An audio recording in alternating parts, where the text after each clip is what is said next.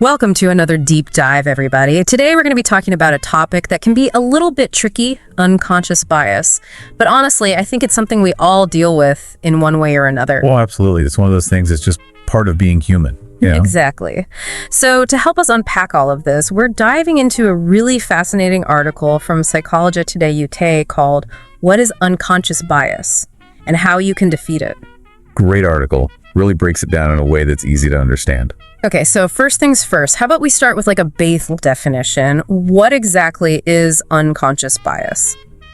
Well, in a nutshell, it's about the judgments we make about people without even realizing it, based on things like their race or gender or even age.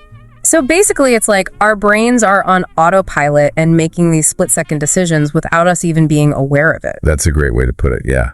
And it's not always about negative judgments either. Sometimes it can be positive, like favoring someone because they went to the same school you did. Oh, interesting. So it's not always like, I don't like this person because of X. It could be, I like this person more because of Y, even if we don't consciously realize that's why. Exactly. And that's what makes it so tricky, because these biases are operating beneath the surface.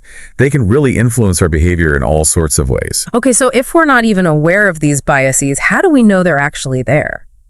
Well, there's been a ton of research on this. Psychologists have developed all sorts of clever tests and experiments that reveal these hidden biases. And what they found is that these biases are incredibly widespread. They show up in pretty much everyone to some degree. So it's not just like a few bad apples kind of thing? Nope, it's definitely more of a human condition kind of thing. Wow, okay. That's kind of a lot to take in. So if these biases are so common, what makes them so problematic? I mean, is it really that big of a deal if I subconsciously prefer people who like the same sports team I do? Well, on an individual level, it might not seem like a big deal, but when you think about it on a larger scale, these biases can have some pretty serious consequences. Like how? Well, for example, unconscious bias can play a role in hiring decisions and how we treat patients in healthcare and how the justice system operates. It can really perpetuate inequalities and create unfair outcomes for certain groups of people. Okay, so it's not just about personal preferences. It can actually have real-world impacts on people's lives. Exactly. And that's why it's so important to understand these biases and start to address them. All right, so let's get into that then. How do we actually start to address these biases if they're unconscious? I mean, it's not like we can just flip a switch and turn them off, right? Well, you're right about that. It's definitely not a quick fix. But there are things we can do to become more aware of our biases and start to mitigate their impact. Okay, so what's the first step? Well, I think one of the most important things is simply to acknowledge that these biases exist. It's like step one is just admitting that we all have them. Right, because if we're not even aware of the problem, then we can't really do anything about it. Exactly. And this is where that no shame approach comes in. That's right. The article talks a lot about that. Basically, the idea is that if we try to shame people for having these biases, it's just going to make them defensive and less likely to actually change. It's kind of like telling someone they're a bad person for having these thoughts. Yeah. And honestly, that's just not helpful. Yeah, it seems like it would be more productive to create a space where people feel safe to talk about these things openly and honestly without feeling judged. I completely agree. It's got to be about understanding and learning and growth, not about blame and shame. Okay, so acknowledging that we all have these biases is the first step. What comes next? Well, once we've kind of admitted to ourselves that, hey, yeah, I probably have some of these biases too, then we can start to actually do something about them. Like what? Give us some practical tips. All right, so one of the best things you can do is to simply learn more about unconscious bias. The more you understand how these biases work, the better equipped you'll be to spot them in yourself and in the world around you. So it's like knowledge is power kind of thing. Definitely. And the good news is there are tons of resources out there. Yeah. You've got books, articles, podcasts, even online courses. There's no shortage of information available. That's a good point. Okay, so education is key. What else can we do? Well, another really powerful strategy is to diversify your social circles.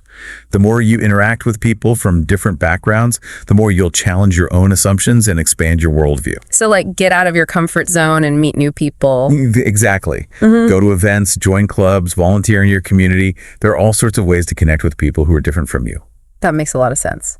Okay, so education and exposure are both really important. What other tips do you have for us? All right, here's a really practical one. Pay attention to your gut reactions. Like those snap judgments we make about people. Yeah, if you find yourself having a negative reaction to someone, take a moment to ask yourself why. Is it based on something concrete, or is it just a feeling you have? So like, check yourself before you wreck yourself. Precisely. And if you realize that your reaction is based on a stereotype or a prejudice, make a conscious effort to challenge that thought. Okay, so it's like, catch yourself in the act and then reframe your thinking. Exactly. And over time, this kind of mindful self-correction can actually help to weaken those unconscious biases. That's pretty cool. So it's like, we're actually retraining our brains to be less biased. You got it. And the more we practice these strategies, the better we'll get at interrupting those automatic bias responses and making more conscious, fair decisions. Wow. This is really fascinating stuff. I'm starting to realize just how much unconscious bias is at play in our everyday lives. It's definitely something that's all around us, even if we're not always aware of it. All right, well, this is a great start to our deep dive into unconscious bias. We've learned a lot already, but there's still so much more to explore. Oh, for sure. We've only just scratched the surface here. So stay tuned for part 2 of this deep dive, where we'll delve even deeper into the complexities of unconscious bias and explore even more practical strategies for overcoming it. Looking forward to it. This is going to be good.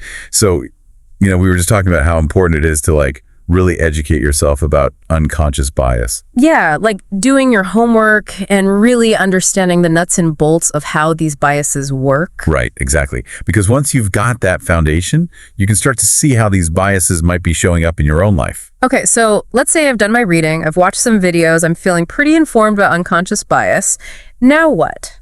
What are some concrete steps I can take to actually start changing my behavior? Well, one really helpful thing is to start paying attention to your gut reactions. Like those immediate impressions you get when you meet someone new? Yeah, exactly. Let's say you're at a networking event and you meet someone who's dressed really differently than you are. Okay, yeah, I can see where this is going. And you find yourself making all these assumptions about them based on their clothes. Maybe you think they're not as successful as you, or they're not as intelligent. Right. And those assumptions might be totally off base. Oh, absolutely. Yeah. But the thing is, we often don't even realize we're making those judgments until we stop and utterly think about it. So it's like we're on autopilot and we're not really in control of our own thoughts. That's a good way to put it. So the key here is to become more aware of those automatic thoughts. Like to actually catch yourself in the act of making those snap judgments. Exactly. And then once you've noticed that thought, you can start to challenge it. Ask yourself, okay, why am I assuming this about this person? Is it based on anything real, or am I just letting my biases take over? Right. And a lot of times when we really examine those thoughts, we realize they're not based on anything logical. They're just based on stereotypes and prejudices that we've internalized. So it's about bringing those unconscious biases into the conscious mind so we can actually deal with them. That's it. And, it's not always easy. It takes practice. Yeah, it's probably like building a muscle. The more you use it, the stronger it gets. Totally. And that's why it's so important to make it a habit. Every time you catch yourself making a snap judgment, just take a moment to pause and question it. And it's not about beating yourself up if you do slip up. It's about being more aware and trying to do better next time. Exactly. Progress over perfection, right? Right. Okay, so that's one really helpful strategy. Paying attention to our gut reactions and challenging those biased thoughts. What else can we do? Well, another really effective approach is to actively seek out diverse perspectives. Make an effort to expose yourself to people and ideas that are different from your own. Yeah. Think about the books you read, the movies you watch, the people you follow on social media. Are you surrounding yourself with a variety of viewpoints, or are you mostly in an echo chamber? Oh, man. That's a good point. I think a lot of us, myself included, can get stuck in those echo chambers without even realizing it. It's super easy to do, especially online. But the thing is, when we only hear from people who look like us and think like us, it reinforces our existing biases. Because we're not getting challenged, we're not being exposed to different ways of thinking. Exactly. So it's really important to make a conscious effort to break out of those echo chambers. Go out of your way to read books by authors from different backgrounds, or watch documentaries that challenge your worldview. Exactly. And, it's not just about consuming different media. It's also about interacting with people from different walks of life. Like joining a club or volunteering in your community. Exactly. The more you expose yourself to diversity, the more you'll start to see the world through different lenses. And that can really help to break down those stereotypes and prejudices that fuel unconscious bias. Right. And you might even discover some new interests or passions along the way. That's a bonus. Okay, so we've got paying attention to our gut reactions and seeking out diverse perspectives. Any other tips you want to throw our way? Well, we were talking about how important it is to acknowledge that we all have these biases and to approach this whole thing with a no-shame attitude. Right, like creating a safe space for learning and growth. One way to really foster that kind of environment is to be open to feedback. Like being willing to hear from others if they point out a bias we might have. Exactly. Now, I know that can be tough. Oh, yeah. Nobody likes to be told they're doing something wrong. But, if someone's brave enough to call you out on something, it's probably because they care enough about you and about creating a more just and equitable world. That's a good point. So instead of getting defensive, we should try to see it as an opportunity to learn and grow. Exactly. And, it's not always going to be easy to hear that feedback. It might sting a little. Yeah, but if we can approach it with humility and a willingness to learn, it can be incredibly valuable. Totally. And, on the flip side, it's also important to be willing to speak up if you see someone else exhibiting unconscious bias. Oh, yeah. That could be tricky, too. It definitely can be. Yeah. But, silence can be complicit sometimes. So if we see something, we should say something. Yeah. And again, it's all about approaching it with empathy and understanding.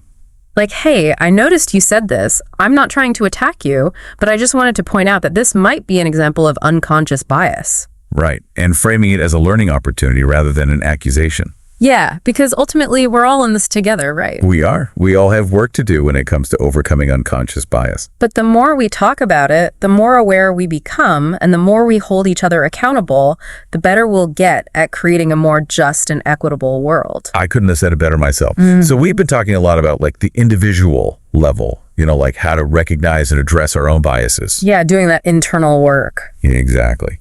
But, unconscious bias isn't just a personal problem. It's also a systemic one. Right, like it shows up in institutions and policies and all sorts of places. Exactly. And I think one of the most important things we can do is to start recognizing how unconscious bias operates on a larger scale. Okay, so how do we even begin to tackle something that feels so big and ingrained? Well, a good place to start is by looking at the data. Like actually crunching the numbers and seeing where these disparities are showing up. Yeah. Like take hiring, for example. There's a ton of research that shows that people with certain names or from certain backgrounds are less likely to get called back for an interview, even if their resumes are just as qualified. Wow. So even when we think we're being objective, these biases can still creep in and influence our decisions. It's crazy, right? And, it's not just hiring. We see these patterns in education, in healthcare, in the criminal justice system. So basically, unconscious bias is everywhere. Pretty much. And, once we start to see those patterns, we can start to ask ourselves, okay, what can we do to interrupt those patterns and create more equitable systems? So how do we actually translate that awareness into action? Well, there are a lot of different approaches. One thing that's becoming more common is the use of blind auditions or blind resume reviews. Oh, yeah, where you remove any identifying information that could trigger those unconscious biases. Right, exactly. And, there's been some really interesting research that shows that this can actually make a big difference. Like orchestras that started using blind auditions saw a significant increase in the number of women who were hired. Exactly. And, that's just one example. There are all sorts of things we can do to make our systems more fair and equitable. So if you're on a hiring committee, maybe you advocate for using blind resume reviews. Or if you're a teacher, maybe you make sure you're calling on students from all different backgrounds equally. Right. It's about being intentional and thinking critically about the ways in which our systems might be perpetuating these biases. And I think it's also about being willing to challenge the status quo. Oh, for sure. If you see something that doesn't seem right, speak up about it. Don't just let it slide because it's easier or more comfortable. Right.